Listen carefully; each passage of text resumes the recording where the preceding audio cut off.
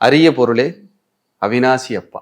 அவினாசியிலே இருக்கின்ற பெருங்கருணை நாயகி உடனமர் அவினாசி அப்பரை பற்றி இன்று நாம் பார்க்க இருக்கிறோம். ஓ, சூப்பர் சூப்பர். ஒன்றும் இல்லாத, அதாவது எதுவுமே இல்லாம திக்கற்று வாழ்வியலுக்காக, வாழ்வின் முன்னேற்றத்திற்காக எப்படி நான் வாழப்போகிறேன் என்று அப்படி நிலைகுலிந்து அமர்ந்திருக்கும் பொழுது எனக்கு மிகப்பெரிய வாழ்வு அளித்தவர் அவினாசி அப்பர்.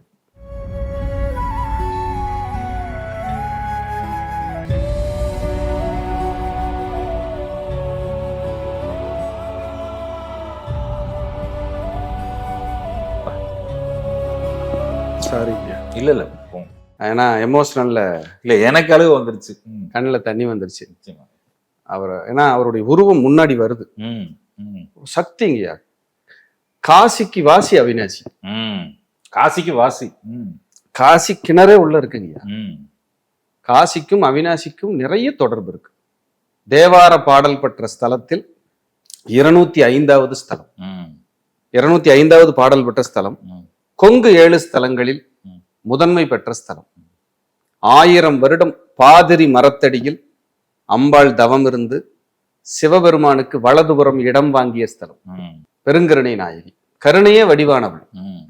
எப்பவுமேங்கயா 24x7 365 நாட்களும் ராஜ அலங்காரத்தில் இருப்பாங்கய்யா. அதுல பார்க்க கண்கோடி வேண்டும். காசிக்கு முந்தைய பைரவர் அவினாசி. இந்த பைரவர் எங்கும் இல்லாத சிறப்பா சிவாலயத்துக்கு வெளியில வரும்போது வடகிழக்குல இருப்பாங்க பைரவர். ஆனா இங்க சிவனுக்கு பக்கத்திலேயே வடகிழக்குல இருக்காங்க. காசி கிணறுக்கு பக்கத்திலேயே பைரவர் இருப்பார்.